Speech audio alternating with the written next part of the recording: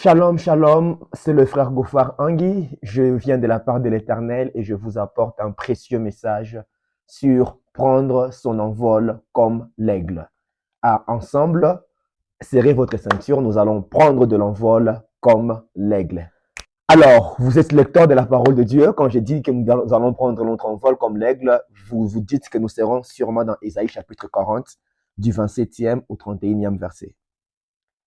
Ésaïe 40, 27 à 31, j'ai lu la parole de Dieu au nom de Jésus-Christ. Pourquoi dis-tu Jacob?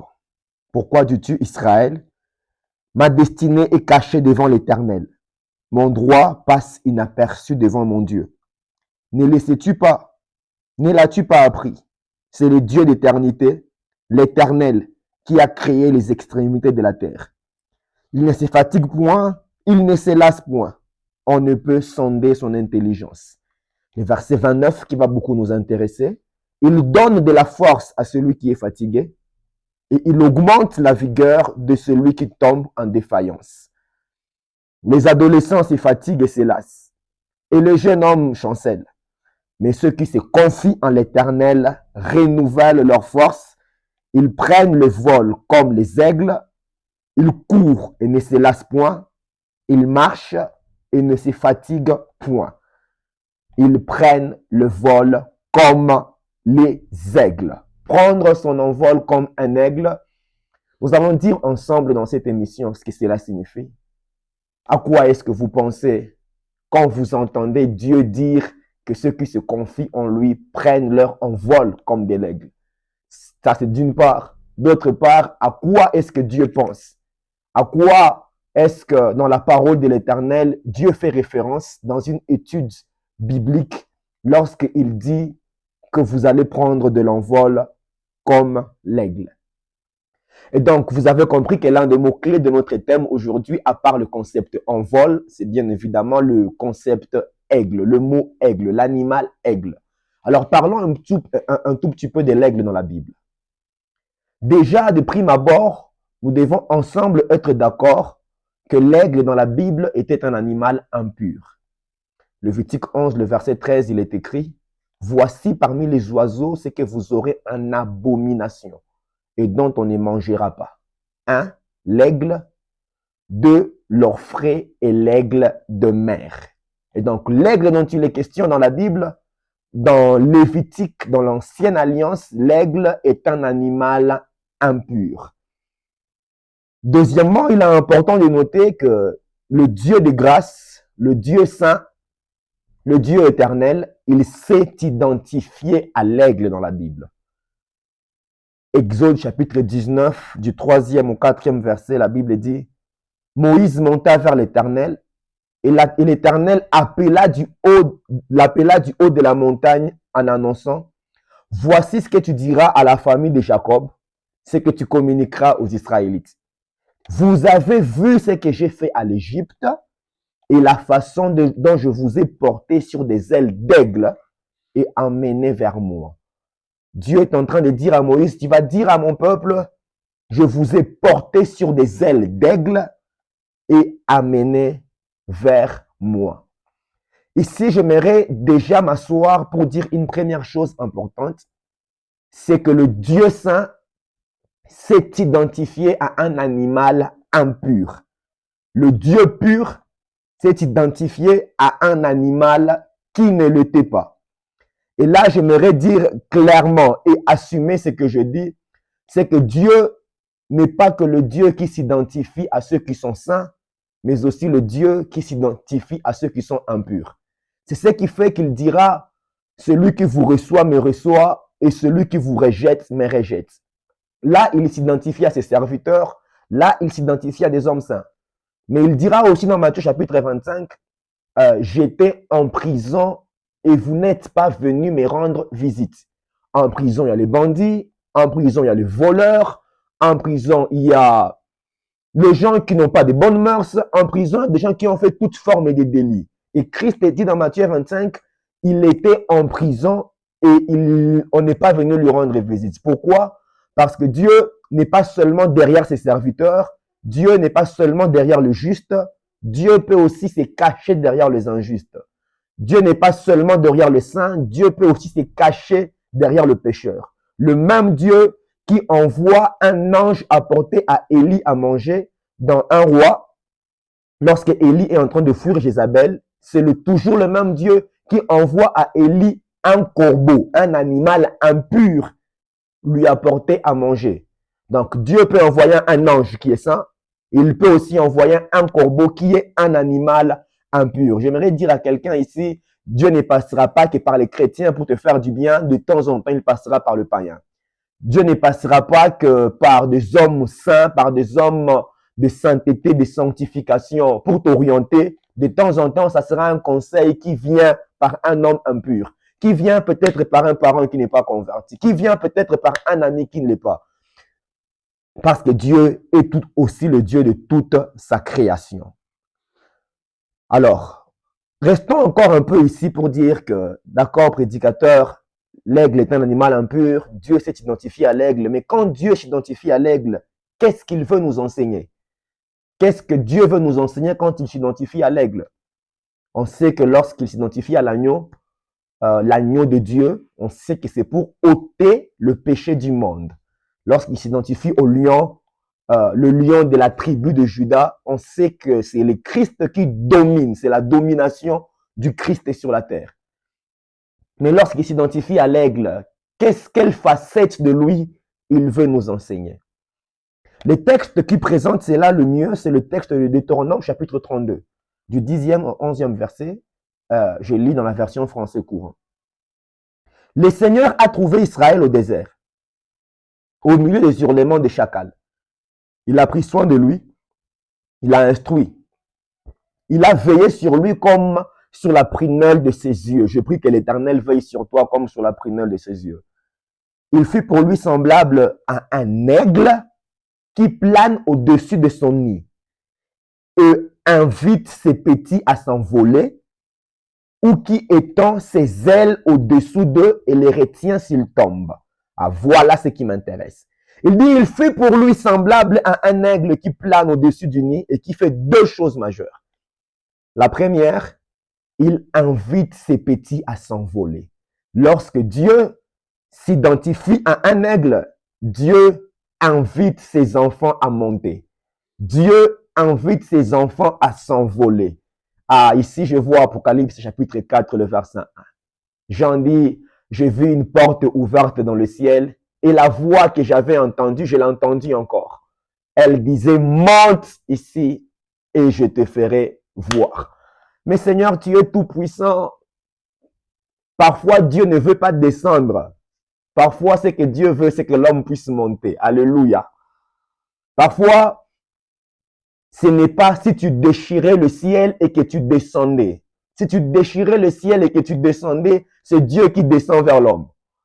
Parfois, ce n'est pas, et je vis l'esprit descendre sur lui comme une colombe. Parfois ce n'est pas l'esprit, ce n'est pas Dieu qui descend.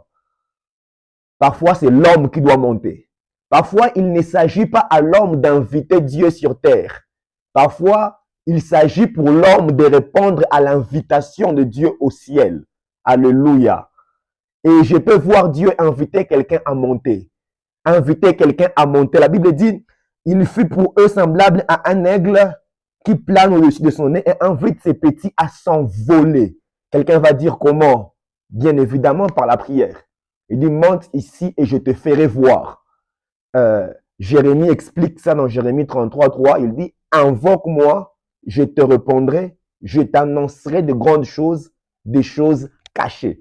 Quand je dis que Dieu t'invite à monter, Dieu t'invite à monter dans la prière, Dieu t'invite à monter dans la connaissance, Dieu t'invite à monter dans la méditation de sa parole. C'est Dieu, quand tu se révèles comme l'aigle, Dieu invite son peuple, invite ses petits à s'envoler.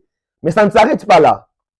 La Bible dit, il fait pour lui semblable à un aigle qui plane au-dessus de son nid et invite ses petits, un, à s'envoler, mais deux, il étend ses ailes au-dessous d'eux et les retient s'ils tombent. Là, ça devient encore plus intéressant. Si Dieu, quand il se révèle comme l'aigle, il est le Dieu qui nous invite à nous envoler, il est aussi le Dieu qui nous empêche de tomber. La Bible dit, il étend ses ailes au-dessous d'eux et les retient s'ils tombent. Ici, j'aimerais dire déjà que le Dieu qui t'invite à monter est celui qui te soutient lorsque tu es sur le point de tomber. Je vais le répéter pour que tu le retiennes. Le Dieu qui t'invite à monter est celui qui te soutient lorsque tu es sur le point de tomber. La Bible déclare dans Romains, qui es-tu toi qui juges un serviteur d'autrui? S'il se tient debout ou s'il tombe, cela regarde son maître. Mais c'est la fin qui m'intéresse. Paul dit, il se tiendra debout car le Seigneur a le pouvoir de l'affermir. Alléluia. 2 Corinthiens chapitre 1er, le verset 21, l'un de mes versets préférés, je dirais, bien que la Bible est déjà mon livre préféré. Il dit, et celui qui nous a fermis avec vous en Christ et qui nous a oint, c'est Dieu. Paul cite deux verbes ici. Il dit celui qui nous a fermis. Un, le verbe affermir. Et puis il dit deux, et qui nous a oint, le verbe oindre. La bonne nouvelle est que le Dieu qui te oint est le Dieu qui t'a fermi. Dieu n'est pas seulement le Dieu qui nous oint. Quand on parle d'onction, on fait déjà allusion à l'envol, à la montée, à l'ascension. Le Dieu qui nous oint est aussi le Dieu qui nous a fermis. Le Dieu qui nous a fermis est aussi le Dieu qui nous oint. Une troisième chose dans mon introduction, avant que je n'entre dans le vif du sujet pendant 9 ou 10 minutes, par la grâce de Dieu, c'est que j'aimerais que nous puissions noter ensemble que Dieu nous demandera toujours d'être simples comme des colombes, mais il ne nous demandera jamais de prendre de l'envol comme la colombe. Dieu, Christ a dit, soyez simples comme des colombes et prudents comme des serpents. Quand il s'agit de la simplicité, Dieu dit, soyez simples comme des colombes. Quand il s'agit de prendre son envol, il dit, ceux qui se confient en l'Éternel prennent leur envol comme des aigles. Je suis en train de dire que la colombe sera le modèle de la simplicité, mais la colombe ne doit pas être le modèle de l'envol. Ici, j'aimerais dire un certain nombre de choses. La première déjà, c'est que celui qui doit être le modèle de ton caractère ne doit pas inévitablement être le modèle dans les compétences. Il peut arriver que quelqu'un te marque par son caractère, qu'il te marque par sa douceur, qu'il te marque par sa tempérance, qu'il te marque par sa façon de parler avec les gens. Oui, ça ne veut pas forcément dire qu'il doit aussi être le modèle en influence. Et là, j'aimerais dire une deuxième chose, c'est que le seul modèle parfait, c'est Jésus. Mais avec les hommes, prenez la colombe pour modèle quand il s'agit de simplicité. Mais si vous prenez votre envol comme une colombe, Dieu ne sera pas content. La colombe aura beau représenter le Saint-Esprit. Lorsque vous devez prendre de l'envol, le modèle ne doit pas être la colombe. Le modèle doit être l'aigle. Votre modèle dans le fruit de l'esprit ne doit pas toujours être votre modèle dans le don de l'esprit. Parce qu'il peut arriver que c'est quelqu'un qui a bon caractère, mais qui n'est pas tranchant dans les choses de l'esprit. Votre modèle dans la vie de couple ne doit pas forcément être votre modèle dans la carrière professionnelle. C'est peut-être un bon mari, mais pas forcément un excellent PDG. C'est peut-être une bonne femme, mais pas forcément une femme très influente dans le secteur de la société. Et donc, prenez la colombe comme modèle dans la simplicité et prenez l'aigle comme modèle quand vous voulez prendre votre envol. Et donc, aujourd'hui, nous allons prendre l'aigle comme modèle, bien évidemment. Alléluia. Alléluia. Prendre l'envol comme l'aigle. Qu'est-ce que cela veut dire? Déjà ici, j'aimerais dire que nous allons expliquer le texte, nous allons élargir l'étude. Le texte est tiré de Ésaïe chapitre 40. Dieu s'adresse à un peuple qui doute.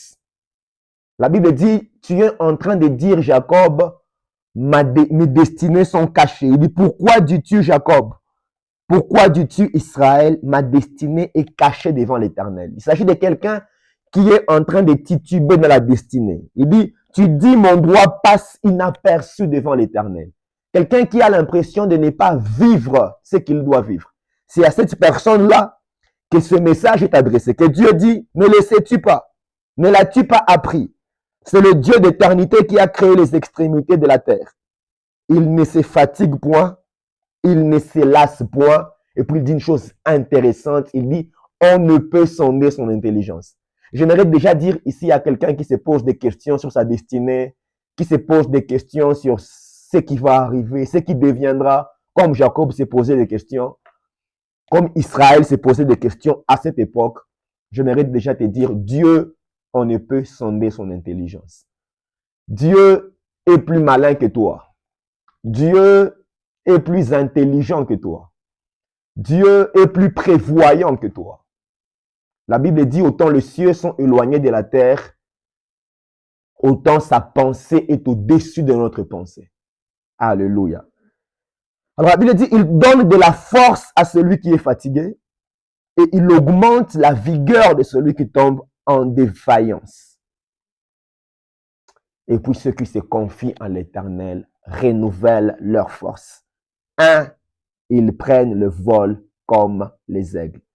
Numéro 1, prendre son envol comme l'aigle dans l'étude de la parole de Dieu est synonyme de direction et de provision. Prendre son envol comme l'aigle, je sais que c'est surprenant pour plusieurs, est synonyme de direction et de provision divine.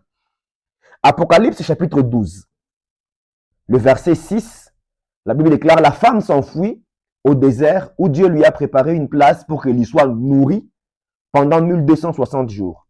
J'ai lu le verset 13. Quand les dragons ont vu qu'il était jeté sur la terre, il s'est mis à poursuivre la femme qui avait mis au monde l'enfant mâle. Donc, on a ici une femme qui est poursuivie par le dragon. Le dragon, vous savez que c'est le diable.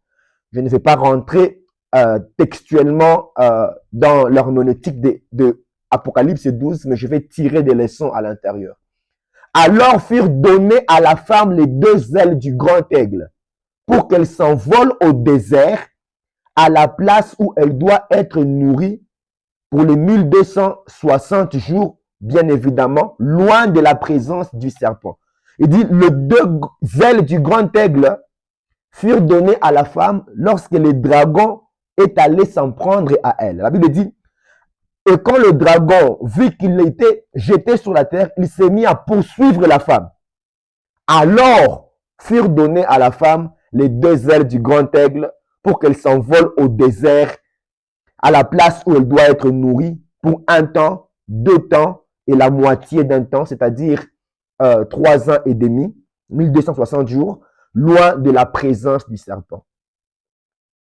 Lorsque le dragon attaque la femme, qu'est-ce que Dieu fait? Dieu prend les deux ailes de l'aigle, du grand aigle, dans le langage prophétique de la Bible, et Dieu donne à la femme pour que la femme s'en aille. Protection. Une fois que la femme a les deux ailes du grand aigle, la femme peut échapper au dragon. Alléluia. Mais notamment provision. Pourquoi? Parce que la femme, une fois qu'elle a les deux ailes du grand aigle, elle peut s'en aller dans un endroit où elle sera nourrie. La Bible dit, la femme s'enfuit au désert où Dieu lui a préparé une place pour qu'elle y soit nourrie. Ma question est la suivante. Tu veux prendre ton envol comme l'aigle? Oui, mais pour aller où? Celui qui prend son envol ne prend pas son envol pour être emporté par le vent. Quand Dieu est en train de dire que tu vas prendre ton envol, cette femme, elle a pris son envol comme l'aigle parce qu'elle avait les deux ailes du grand aigle, mais elle n'est pas allée errer avec. Elle n'est pas allée faire un tour zéro dans les airs et les hauteurs. Elle a pris les ailes du grand aigle pour aller dans un endroit que Dieu avait préparé pour elle. Je suis déjà en train de dire que lorsque Dieu dit que vous allez prendre votre envol, Dieu veut que vous preniez votre envol pour aller dans un endroit qu'il a préparé pour vous, dans une dimension qu'il a préparée pour vous. dans des choses qu'il a réservées pour vous. Parce que c'est là qu'il y aura votre provision. La Bible dit, Dieu dit à Élie, va à Sarepta, car là, j'ai ordonné à une femme de te nourrir. Il dit encore, va au torrent de Kérit, car là, les corbeaux vont venir t'apporter du pain et de la viande.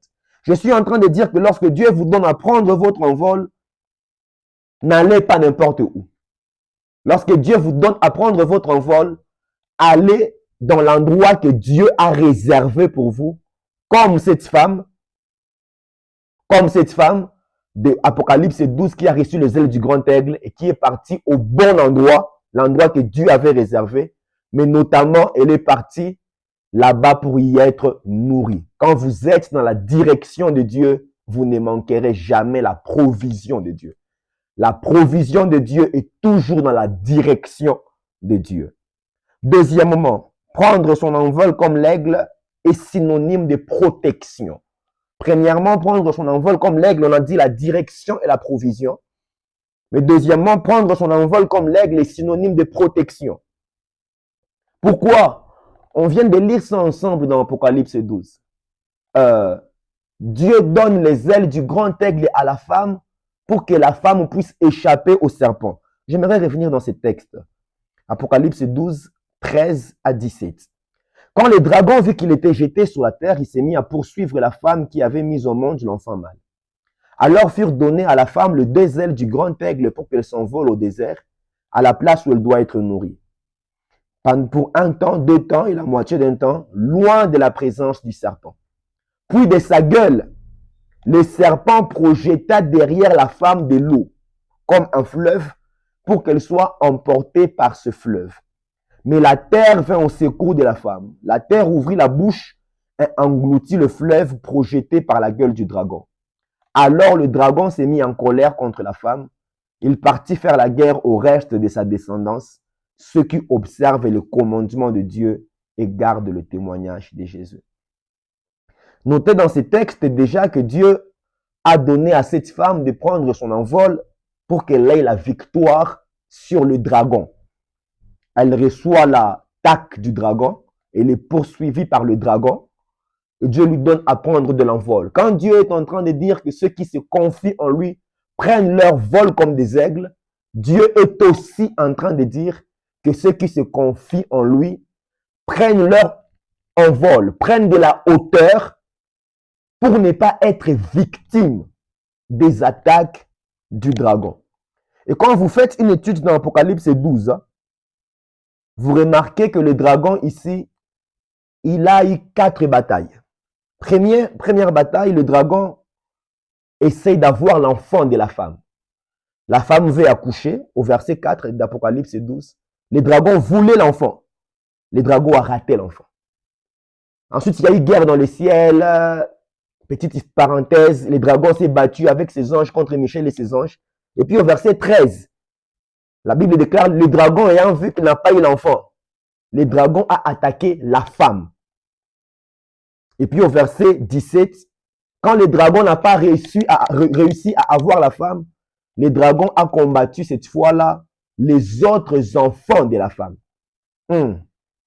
L'enfant, la grossesse, la femme, et ensuite les autres enfants de la femme. Le dragon commence par essayer d'avoir l'enfant, c'est-à-dire le potentiel. L'enfant, c'est-à-dire le fruit des entrailles. L'enfant qui était sur le point de naître. Quelqu'un ici, tu es enceinte d'un projet. Tu es enceinte d'un contrat. Tu es enceinte d'un livre. Tu es enceinte d'un album. Tu es enceinte de quelque chose. La première cible du dragon, c'était ce qu'il y a dans le ventre de la femme. Parce que la première cible du diable, c'est ce qu'il y a dans ton ventre, ton potentiel, ce que tu portes, ce que tu es sur le point d'enfanter dans ce monde. Mais lorsque le dragon n'a pas réussi à avoir l'enfant, le verset 13, la Bible déclare le dragon a commencé à attaquer la femme.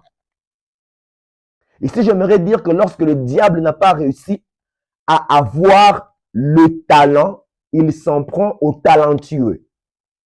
Lorsque le diable n'a pas réussi à avoir ce qu'il y a de nouveau, ce qu'il y a en toi, il s'en prend à toi. Il s'en prend à ta santé. Il s'en prend à ta réputation. Il s'en prend à ton cœur. Alors que son but premier, c'était juste de fragiliser ton potentiel, ta destinée, ce que tu portes en toi. Mais quand le diable n'a pas réussi à avoir la femme, la Bible dit, il alla combattre les autres enfants de la femme. Si l'enfant mâle, c'était le nouveau projet, les autres enfants, c'est l'image des anciennes réalisations. Parce que le dragon, il peut d'abord essayer de combattre ce qu'il y a de nouveau, ce que tu es sur le point d'enfanter. S'il n'y arrive pas, il essaie de te combattre toi. S'il n'arrive pas à te combattre, il essaye de combattre tes anciennes réalisations, tes anciens succès, le fruit de ton travail, le fruit de ton parcours. Mais la bonne nouvelle est que Dieu donne les ailes à la femme pour qu'elle prenne son envol comme l'aigle pour s'en aller loin du serpent, pour échapper au dragon.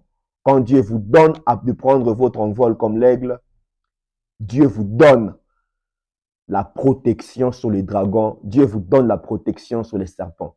Psaume 91, il est écrit, celui qui demeure sous l'abri du Très-Haut repose à l'ombre du Tout-Puissant. Et puis la Bible ajoute, tu marcheras sur le lionceau et sur les dragons. Je suis en train de dire à quelqu'un, quand tu t'appuies sur l'Éternel, quand tu te confies en l'Éternel, la protection de Dieu sera ton partage. Troisièmement, je suis déjà en train d'aller vers ma conclusion. Prendre son envol comme l'aigle est synonyme de restauration. Premièrement, on a dit prendre son envol comme l'aigle est synonyme de direction et de provision. Et là, on a dit que nous devons prendre notre envol comme l'aigle pour aller à l'endroit préparé par Dieu, comme la femme d'Apocalypse 12, parce que c'est là qu'on aura la provision de Dieu. Deuxièmement, on a dit que nous devons prendre notre envol comme l'aigle pour échapper au dragon, pour échapper au serpent, pour s'en aller loin du serpent, c'est-à-dire qu'on va avoir la protection de Dieu. Mais troisièmement, quand Dieu dit que ceux qui se confient en lui prennent leur envol comme des aigles, Dieu pense à la restauration. Psaume 103, le verset 5. Ici, j'aimerais lire quelques versions. Louis II. C'est lui qui rassasie de bien ta vieillesse, qui te fait rajeunir comme l'aigle. Parole de vie dit, il remplit de bienfaits mes vieux jours, il me donne une nouvelle jeunesse et j'ai la force de l'aigle qui s'envole. Alléluia. Le Seigneur dit ceci, et qui te comble de bonheur tout au long de ton existence, et ta jeunesse comme l'aigle prend un nouvel essor. Français courant, il remplit ma vie de bonheur. Il me donne une nouvelle jeunesse. Je suis comme l'aigle qui prend son envol. Une dernière version, j'ai dit la version Martin. C'est lui qui rassasie ta bouche de bien. Ta jeunesse est renouvelée comme celle de l'aigle. Ici, j'aimerais que nous soyons d'accord ensemble sur une chose. Le psalmiste dit, c'est David qui parle, il dit c'est l'Éternel qui rassasie de bien ta vieillesse et qui te fait rajeunir comme l'aigle. D'autres versions disent, il te donne une nouvelle jeunesse et il te donne la force de l'aigle qui prend son envol. Quand Dieu dit que tu vas prendre ton envol comme l'aigle, Dieu pense à la restauration. Déjà, j'aimerais dire ceci. Il rassasie de bien ta vieillesse et il te fait rajeunir comme l'aigle. Il y a quelqu'un ici, on a l'impression que tu es devenu vieux. Tu es devenu vieux comme prédicateur. Tu es devenu vieux dans ta carrière. On a l'impression que tu es en train de passer. Parler de vieillesse revient à parler de ce qui n'est plus à la mode, de ce qui n'est plus attrayant, ce qui n'est plus courtisan, croustillant même si vous voulez. J'aimerais informer à quelqu'un que le Dieu de la Bible est un Dieu qui fait rajeunir comme l'aigle. Alors, parlant de Dieu qui fait rajeunir comme l'aigle, il y a une histoire que les gens rencontrent. Une histoire qui n'est pas tout à fait vraie, c'est vraiment un mythe. La plupart des prédicateurs racontent comment est-ce que l'aigle, à l'âge de 40 ans, il va dans une forme de retraite, et puis il va se mutiler pour être renouvelé.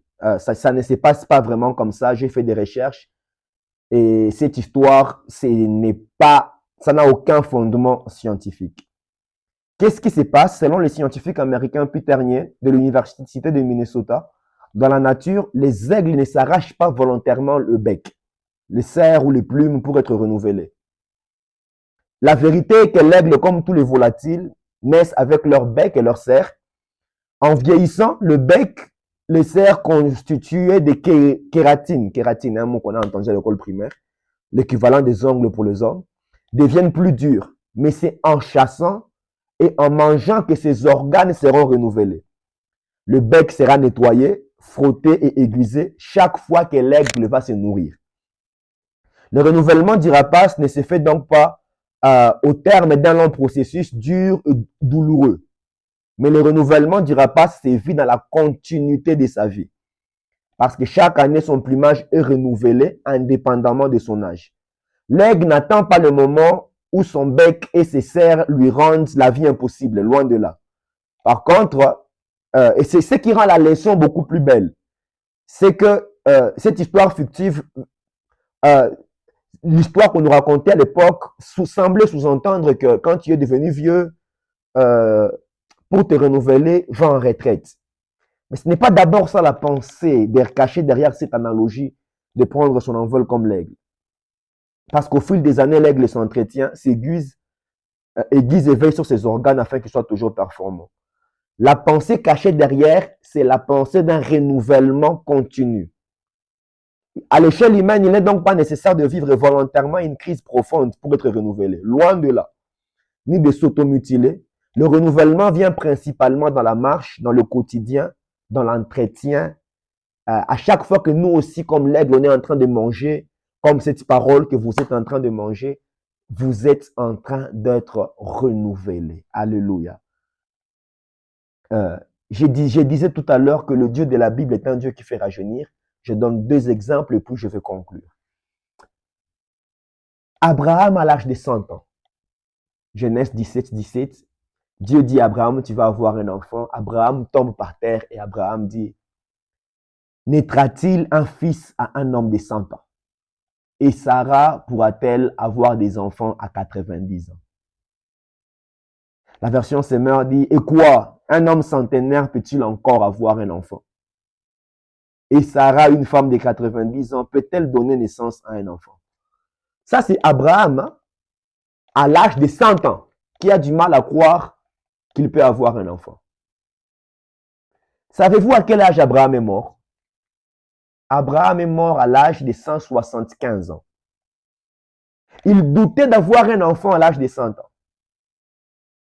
Mais entre Abraham et Sarah, il y avait un écart de 10 ans. Le texte même le montre. Abraham a 100 ans, Sarah en a 90. Genèse 26 raconte, que dit Genèse 23 raconte la mort de Sarah. Sarah est morte à l'âge de 127 ans. C'est-à-dire Abraham avait 137 ans. Mais écoutez ce que dit Genèse 25, 1 à 2. Abraham prit pour femme Ketura. Et avec Ketura, Abraham a encore eu 6 enfants, au minimum. La question est celle-ci. Comment un homme qui ne croyait pas que Dieu pouvait donner des enfants à un vieillard de 100 ans a pu avoir des enfants après l'âge de 137 ans? Entre 137 ans et 175 ans, Abraham a eu 6 enfants avec Ketura. Qu'est-ce qui s'est passé? Le Dieu de la Bible a rajeuni Abraham. Parce qu'Abraham était un homme qui croyait, qui s'appuyait sur Dieu. Il y a quelqu'un ici, les gens disent que tu es à l'âge où tu ne peux plus produire. Les gens ont l'impression que les meilleures années de ta vie sont derrière toi. J'aimerais te dire c'est faux. Les plus belles années de ta vie ne sont pas derrière toi. Les plus belles années de ta vie sont devant toi. Avec Dieu, le meilleur n'est jamais derrière. Avec Dieu, le meilleur est toujours devant. Alléluia. Un deuxième exemple que je pourrais donner, c'est Job. Job 30, le verset 23, après tous les malheurs qu'il a connus, écoutez ce que Job dit. Job dit, car je le sais, tu me mènes à la mort. Il dit à Dieu. Il dit, je sais, Dieu là, tu me mènes à la mort. Quand Job est convaincu que Dieu le mène à la mort, la Bible dit, non seulement que l'Éternel a rétabli Job dans son premier état, Job 42, le verset 10, mais la Bible ajoute que Job a encore vécu plus de 120 ans. Plus de 120 ans. Il a encore vécu plus de 100 ans. Il était convaincu que c'était fini. Il était convaincu que c'était terminé. Il dit, je sais. Il ne dit même pas, je pense. Il dit, je sais, tu me mènes à la mort. Il dit, la mort est prochaine. Mais quand Job est convaincu que la mort est prochaine, la Bible dit dans Job 42, le verset 10, l'Éternel rétablit Job dans son premier état. Et puis la Bible ajoute, il lui accorda le double de tout ce qu'il avait possédé. J'aimerais dire à quelqu'un, Dieu est un Dieu qui fait rajeunir. Je ne sais pas ce que tu as perdu en termes d'éclat. Quand on parle de jeunesse, on parle de force. Parce qu'il est écrit dans Proverbe, la jeunesse est la gloire des jeunes gens. La jeunesse est la gloire. Que dis-je? La force est la gloire des jeunes gens. Voilà. La force est la gloire des jeunes gens. Parler des jeunes gens revient à parler de force. Je vous écris jeunes gens parce que vous êtes forts dans un genre. Tu peux avoir perdu la force de la jeunesse. Quand je dis que Dieu va te rajeunir, je sous-entends Dieu va te donner une autre force. Dieu va te donner une autre saison. Le Dieu qui remplace les années qu'ont dévoré la sauterelle. C'est ce Dieu-là. Quand on dit le Dieu, je vous remplacerai, voilà, c'est la pensée même. C'est le Dieu qui te rajeunit. Je ne sais pas dans quel domaine tu es devenu vieux jeu. Peut-être que tu prêches encore aujourd'hui, mais on a l'impression que tes plus belles prédications sont dans ton passé. Ou les Amani, à l'époque lorsqu'ils priaient, à l'époque lorsqu'ils prêchaient, à l'époque dans l'entrepreneuriat, à l'époque, on ne pouvait pas parler de femmes dans ces pays sans parler d'eux. On ne pouvait pas parler des hommes dans cette église sans parler d'eux. À l'époque, l'avenir et les gens ont l'impression que tu es devenu vieux jeu, que tu approches la fin. Je t'informe que quand tu te confies en l'Éternel, quand tu t'appuies sur l'Éternel, l'Éternel va te rajeunir. Il va te rajeunir, te donner une nouvelle jeunesse, une nouvelle force pour prendre de l'envol comme l'aigle. Et enfin, prendre son envol comme l'aigle, en plus d'être synonyme de direction et de provision, comme nous l'avons dit, en plus d'être synonyme de protection, on a expliqué ça avec Apocalypse 12, en plus d'être synonyme de restauration, on est allé dans le psaume, pour revenir dans Ésaïe alors, prendre son envol comme l'aigle est synonyme de rapidité, de vitesse. Quand Dieu dit, tu vas prendre ton envol comme l'aigle, Dieu est en train de dire, il va te donner de la vitesse. La Bible dit ceci, l'Éternel fera partir de loin des extrémités de la terre une nation qui fondra sur toi d'un vol d'aigle. Une nation dont tu n'entendras point la langue. La Bible, la version Semeur dit, l'Éternel fera venir d'un pays lointain une nation venue de confins de la terre, rapide comme un aigle en plein vol. Quand on parle de prendre l'envol comme un aigle de manière basique, on est en train de parler d'un vol rapide. On est en train de parler de vitesse et de rapidité. Et donc, ceux qui se confient à l'Éternel prennent leur vol comme des aigles signifie qu'ils entrent dans un temps de vitesse, qu'ils entrent dans une saison de vitesse. J'aimerais expliquer ça avec un passage d'un 1 roi. 1 roi chapitre 17, 18, 19, le verset 45 à 46. La Bible dit déjà de tous côtés, lorsque Élie est en train de demander la pluie. La Bible dit, le ciel s'obscurcit, d'épais nuages poussés par un vent de tempête, soudain une pluie torrentielle s'est mise à tomber.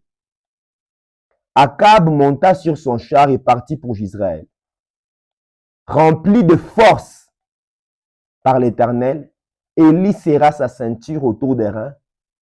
La version Louis II dit, la main de l'Éternel étant sur lui, et courut devant le char du roi Akab jusqu'à l'entrée de Jezreel. Vous connaissez l'histoire. Il veut pleuvoir après que le feu ne soit tombé au Carmel. Quand il veut pleuvoir, Élie va dire à Akab, monte, mange et bois, car j'entends un bruit qui annonce la pluie. Quand Akab va manger et boire, la Bible dit, Élie monta au sommet du Carmel pour prier. Akab monte, mange et boit, mais quand Akab va manger et boire, Élie, lui, il va prier. Je ne sais pas, tu es Élie ou tu es Akab, mais j'aimerais que tu comprennes la différence entre celui qui mange et boit, comme Akab, et celui qui va à la montagne pour prier. La Bible déclare que lorsque on vient dire à Élie que je vois un petit nuage, Élie dit à son serviteur, descends, va dire à Akab d'aller vite, sinon la pluie va l'arrêter. Et puis la Bible ajoute, Akab va prendre ses chars pour aller à Jezreel. Et Élie, la main de l'Éternel fut sur lui, sans voiture, sans char à l'époque. Élie va arriver devant Akab à Jezreel parce que la main de l'Éternel était sur lui. Ici, j'aimerais que vous puissiez noter qu'entre le Carmel et Jezreel, il y avait 27 kilomètres. Entre le Carmel et Jezreel, 27 kilomètres.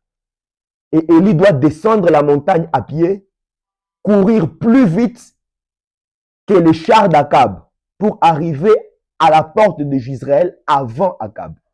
C'est ça, ce qui arrive lorsque l'Éternel met sa main sur un homme. Lorsque l'Éternel donne de la vitesse à un homme. J'aimerais dire à quelqu'un que la main de l'Éternel sur toi peut te donner plus de vitesse que les chars d'Akab.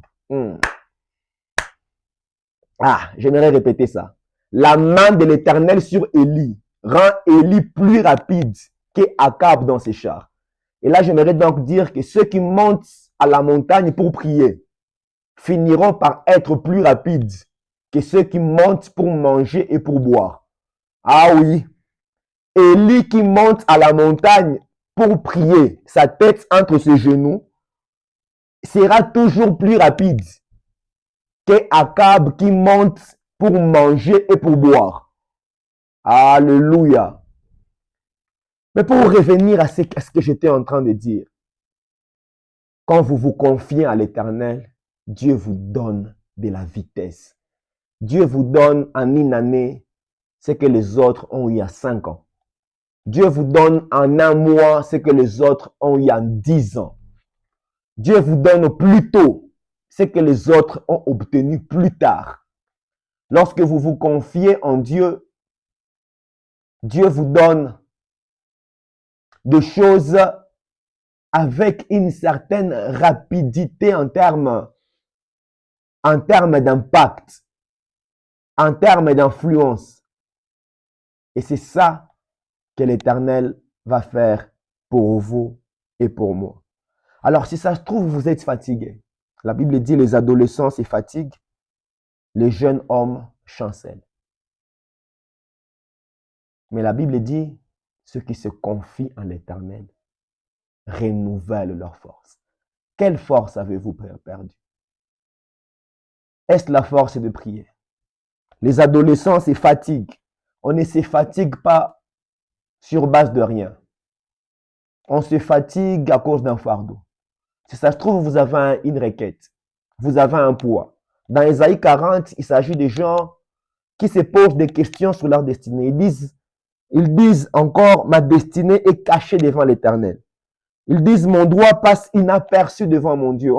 Des gens qui ont l'impression que Dieu ne fait rien, que la destinée est en train de tituber. C'est à ces gens-là que Dieu dit, confiez-vous en moi. Quand Dieu dit ceux qui se confient en l'Éternel prennent leur vol comme des aigles, on a dit ça signifie premièrement que vous irez dans la direction de Dieu et là vous aurez la provision de Dieu. On a dit prendre l'envol comme de l'aigle est synonyme de protection. Quand vous allez prendre votre envol comme de l'aigle, vous irez loin du dragon, loin du serpent. On a dit troisièmement, prendre son envol comme de l'aigle est synonyme de restauration. Car c'est l'Éternel qui fait rajeunir comme l'aigle. Il nous donne à prendre notre envol. Et on a dit enfin que prendre son envol comme l'aigle est synonyme de vitesse et de rapidité. J'aimerais prier avec vous. Priez pour quelqu'un qui dit aussi comme Jacob et Israël à cette époque, ma destinée est cachée devant l'Éternel. Ma destinée est incertaine. Priez avec quelqu'un qui dit mon droit passe inaperçu devant Dieu. Quelqu'un qui a l'impression que Dieu a les bras croisés. J'aimerais prier pour ta confiance en l'Éternel. Priez que Dieu renouvelle ta force tout en t'encourageant à t'appuyer sur lui. Père des grâces, après ce long moment d'exhortation autour de ta parole, nous sommes en train de prier, Seigneur. Renforce notre confiance en toi. La Bible dit, tu donnes de la force à ceux qui sont fatigués. Ceux qui sont fatigués, fatigués de demander aux autres, fatigués de quémander, fatigués de vivre de la pitié des hommes, fatigués d'être la rusée dans leur université, dans leur famille, dans leur quartier, dans leur environnement. Fatigués. Fatigués d'être esclaves d'un péché. Fatigués d'être à la même dimension. Fatigués d'être le même. De ne pas évoluer. Fatigués de tous les fardeaux qu'ils peuvent porter. Ma prière, ô Dieu, que tu nous décharges et que tu nous donnes à prendre de l'envol. Le Dieu qui donne de la force à ceux qui sont fatigués. Donne-nous de la force. Ceux qui sont fatigués dans leur vie de prière. Ceux qui sont fatigués dans leur consécration. Ceux qui sont fatigués de chercher la vie. Parce qu'ils l'ont cherché pendant des années. Et jusque-là, ça ne va toujours pas. Que tu donnes de la force. Mais la Bible ne dit pas seulement que tu donnes de la force. La Bible dit que tu augmentes la vigueur. Oh Dieu, augmente la vigueur de quelqu'un. Augmente la vigueur de ceux qui tombent en défaillance. Et par-dessus tout, donne-nous à prendre de l'envol. À prendre de l'envol comme cette femme. Pour aller à l'endroit que tu as préparé pour nous. Dans les choses que tu as réservées pour nous. Donne-nous à prendre de l'envol pour échapper au dragon. En termes de victoire dans le combat spirituel. Donne-nous à prendre de l'envol, expérimenter la restauration, comme Job, comme Abraham, expérimenter le Dieu qui fait rajeunir comme l'aigle. Mais donne-nous aussi à prendre de l'envol pour avoir de la vitesse. De la vitesse, pas seulement parce que nous voulons prendre de l'avance, mais surtout parce que nous voulons rattraper le retard. Dieu donne aux hommes de la vitesse pour que les hommes puissent rattraper le retard que le diable leur a fait prendre. Pour que les hommes puissent rattraper le retard que la vie et les circonstances de la vie les ont imposé. Donne-nous de la vitesse, ô Éternel. Donne-nous un peu de temps ce que les autres ont obtenu en beaucoup de temps.